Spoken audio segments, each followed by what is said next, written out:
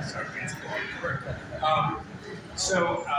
As we said, Tim Phillips, I'm the founder and the CEO of a nonprofit called Beyond Conflict.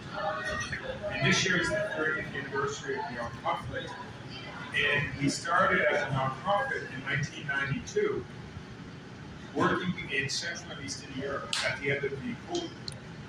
And you had all these former communist countries that were being sort of, in a sense, liberated from early communism dictatorship, and there were all these dissidents who were now running these post-communist countries.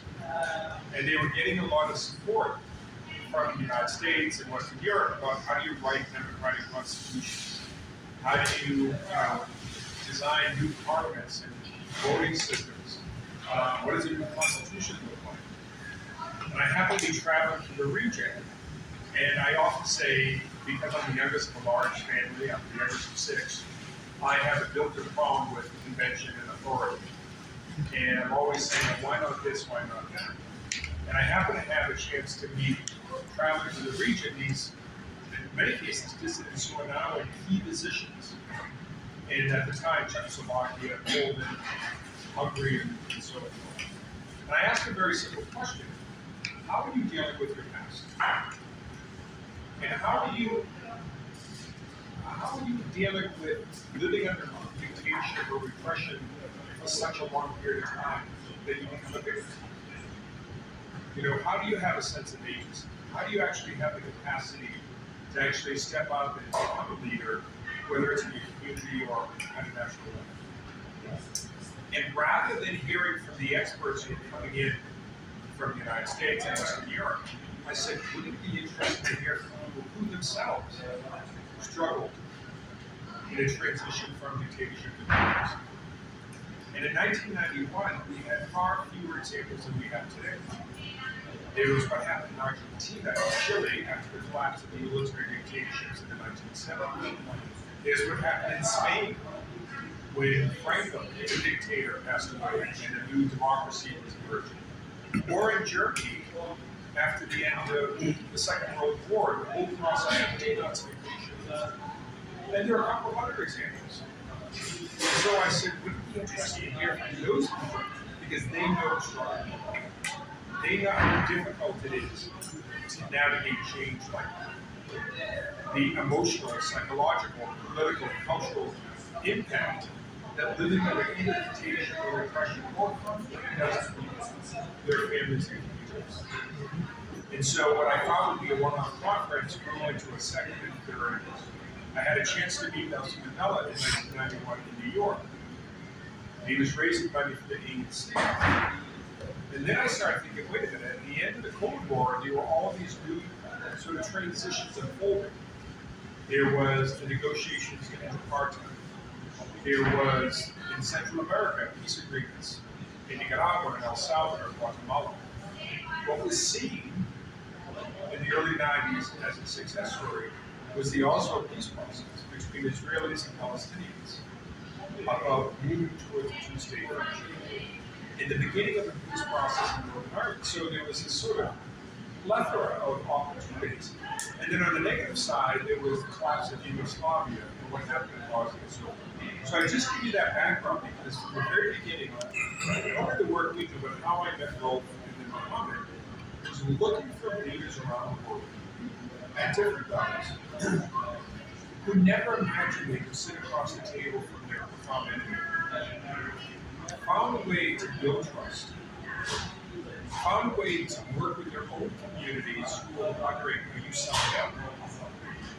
We've been oppressed, we've had loss, we've had death, we've been living in a horrendous situation.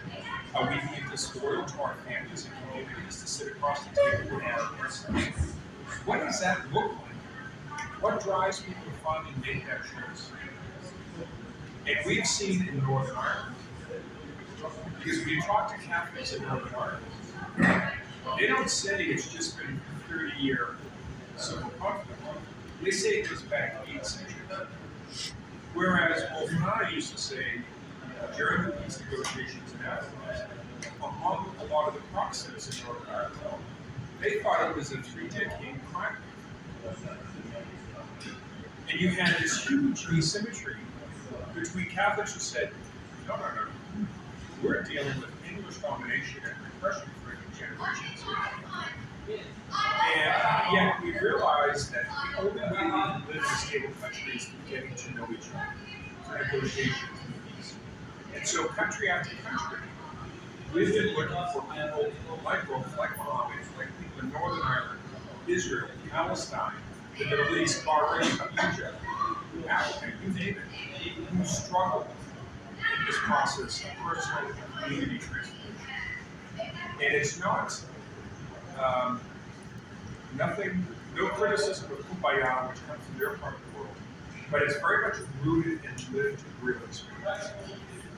And so what we've done is not only worked in many countries around the world, and they can talk a bit about where they've been in the last year or two, but I've been thinking ever since 2015 and 16, this model needs to come to this country.